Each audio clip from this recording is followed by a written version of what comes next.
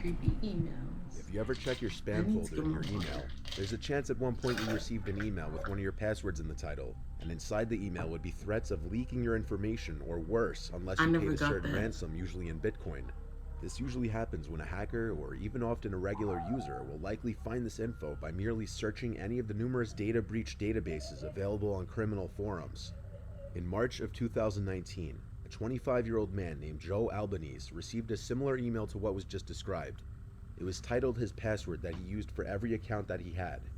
This was obviously a cause for alarm, so he opened it immediately to read the contents of the email. This is what it said. Hey Joe, all you really need to know is that I know your password and other personal information. I won't come after you, I won't harm you. As long as you send me a small amount of money, $5,000 in the form of... $5,000 is a small amount to who? I promise you, if $5,000 leave in my pocket, it's not no small amount. It's leaving a dent, a hole. Bitcoin.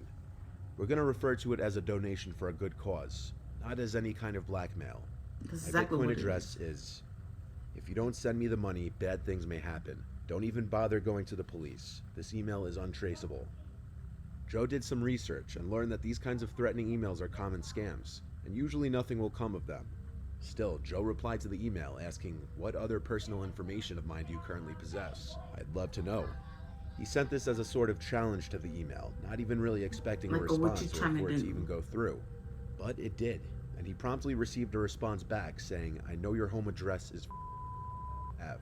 If you go to the police, I will know about it and you will be sorry. This is when worry would really set in with just about anyone, as having a password leaked in a data breach is one thing, but some unknown person having your home address threatening you with it is completely next level. Yeah. Joe didn't reply to the email for several days, but he also didn't go to the police. He decided to wait it out and see what would happen next, and after I'm 3 not sending the days, money there was a yet. follow-up email saying, I'm still waiting for the payment. I won't wait much longer. Joe replied this time saying, I'm not paying you $5,000. If you want to come to my house, you'll get a face full of lead. This was a complete bluff though, as he doesn't actually own a gun. The hacker likely knew that, because that same night, Joe received a follow-up email containing a picture of his house. It was the side of his parents' house and zoomed in on his bedroom window upstairs. He didn't want to tell his parents in fear of worrying them, but now that his gun bluff didn't work, he knew he may have to get them or the police involved. You're gonna He have to. You responded don't one got more a time choice. saying, I don't have $5,000. I'm broke paying off student loans. The house you sent a picture of is my parents' house. They did nothing wrong. If you need to do this, please do it to someone else. I don't have the money to send you even if I wanted to. There was no response this time, but within an hour, the sound of glass shattering from downstairs traveled throughout the house. And everyone, including his parents, Are you heard it. kidding? There was one of their decorative bricks from the front of the house, laying in the dining room among thousands of tiny shards of glass from the broken window.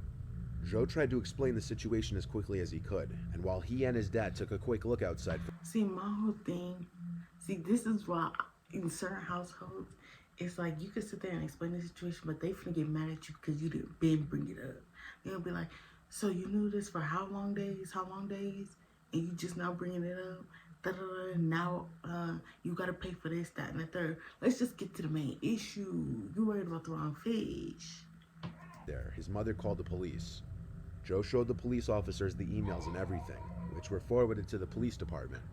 A police officer stayed parked outside the Albanese house for a couple hours that night. Joe blocked the email address from sending any further emails, and as far as he knew, he was never contacted again. The police had a hard time tracing back the original source of the email, as it was sent from an untraceable device, likely an iPod Touch or similar like Twin device. said. At some point, everyone imagines being famous in their lives. A lot of people create this image in their head that being in the public eye creates for nothing but a fairy tale life. But that's far from the truth. Being under the spotlight in any capacity comes with a lot of drawbacks, one of which being stalkers and overly obsessed fans.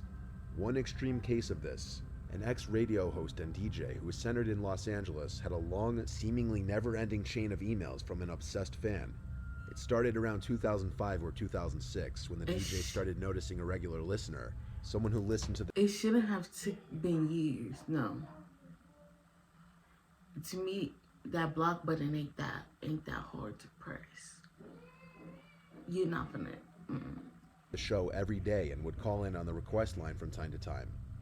At one point, the listener won a prize from the show, and in order to deliver the prize, the DJ requested her email, and that's where things began. In order to be polite and cordial with the girl, he would answer all of her emails, and when Facebook started to become popular, he added her back where she commonly liked and commented on his posts. This went on for a while, until one day the fan professed her love for him. The DJ Now it's rejected like, this advance in the most polite way he could. She seemingly accepted the rejection, and the DJ thought it would be the end of it, but it wasn't. In 2011, she emailed him a link to a blog that she was writing, where she would post about him and their quote-unquote love multiple times per day. She followed him over to a new radio station and was religiously listening to his shows, assigning meaning to the musical playlist. For example, the song Marry Me by Train was popular at the time, and whenever that song would play on his show, she would blog about it actually being a marriage proposal from the DJ. She began saving all his photos from his social media and photos of other women in his life, like friends and girlfriends, and posting them to her blog with extremely hateful words. She'd make posts raging about him being a man whore, followed by another post not even 10 minutes My later whole in a thing complete... is that when it get, I guess since she didn't actually like threaten nobody, she can't get arrested. But I don't know. I feel like after a point, something has to be done. You're not gonna take my pictures, post it on your page, and then do all that extra stuff. No. different tone, apologetic and soft, implying she may have bipolar tendencies. The DJ did his best to ignore it, even though by this point he was extremely creeped out. But as she again began emailing him, he tried more forcefully this time to get her to stop, but she wouldn't stop. The DJ started sending DMCA requests to her blog host from the photos of his that she had posted. The repeated violations got her blog shut down, but then she started emailing him instead of posting blogs. He made a filter folder so he never would have to see them aside from occasionally peeking at the insanity in the folder from time to time, just out of curiosity. Years went by and he hadn't answered any of her emails after 2 of them when he very adamantly told her to stop all communications and leave him alone. This continued for years, and in total she has sent him over 4,000 emails, all of which he's archived. This is See, that's doing too much. Hold on, I'm gonna read this in there. But that's doing too much. But I promise you, me, after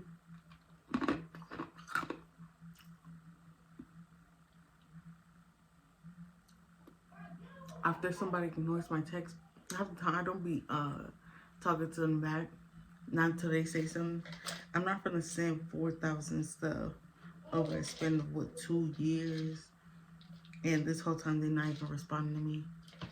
And it says, oh, it just says random stuff. Pics for the family. Get ready for your pics for the family.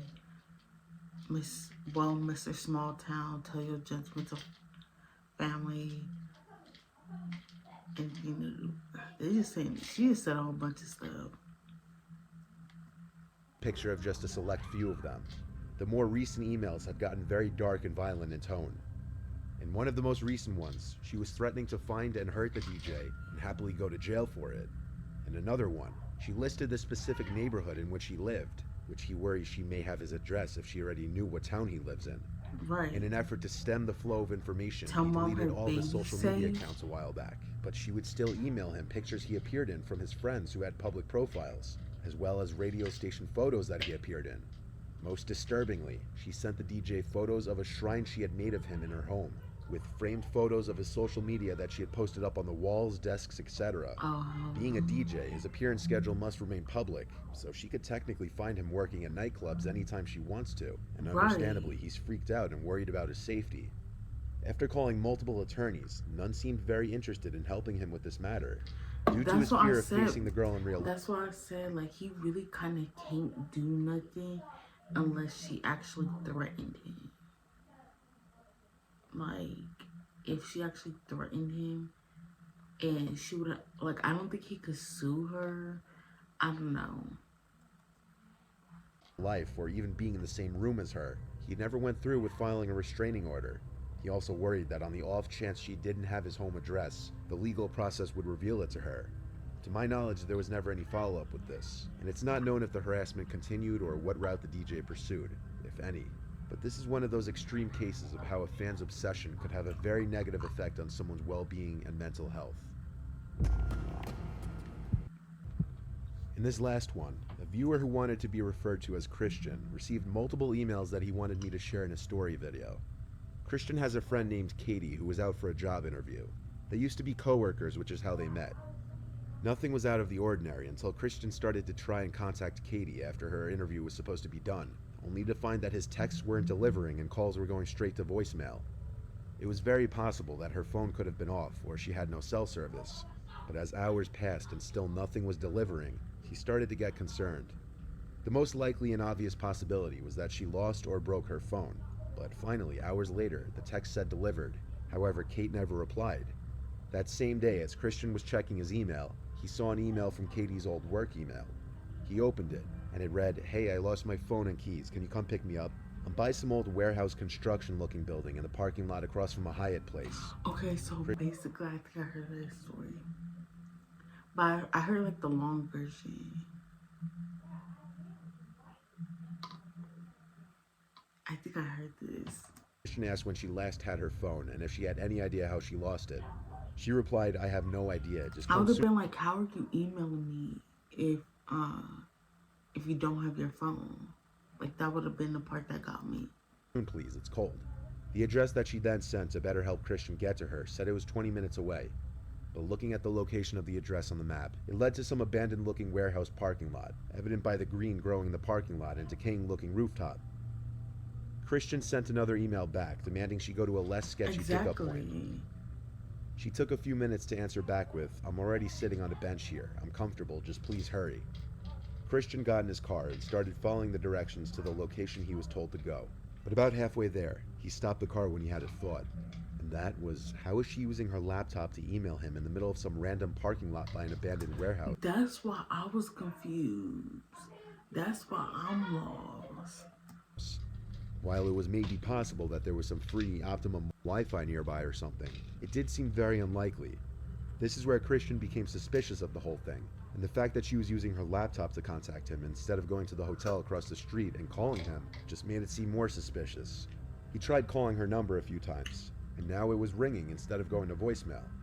On his third try, the phone rang twice and somebody picked up for a second, though most likely on accident. By this point, Christian was suspicious all of Katie's things were stolen. He called Katie's brother to tell him about the situation and ask his opinion, but when he asked first thing, "Have you heard from Katie?" Katie's brother said she had been home for 2 hours, and that her entire backpack and phone were stolen. Christian yelled into the phone that he was being led into some sketchy parking lot at that very moment by someone who was on Katie's email, most likely on her laptop. Christian drove to Katie's house immediately to pick the two of them up, and they called her phone and left a voicemail with all three of them yelling threats of what they'd do if they didn't return the phone and laptop, which probably went unheard if the thief didn't have her passcode. They also sent a number of texts which went unresponded to. After calling the police and requesting assistance in the parking lot, a police car did show up, but the entire parking lot was abandoned as expected, and no further emails were received. Kate's phone was never turned on again. It was likely disposed of. She never got any of her stuff back, but on the bright side, Christian may have avoided being lured into some kind of trap that would have led to him being robbed or harmed. We don't know.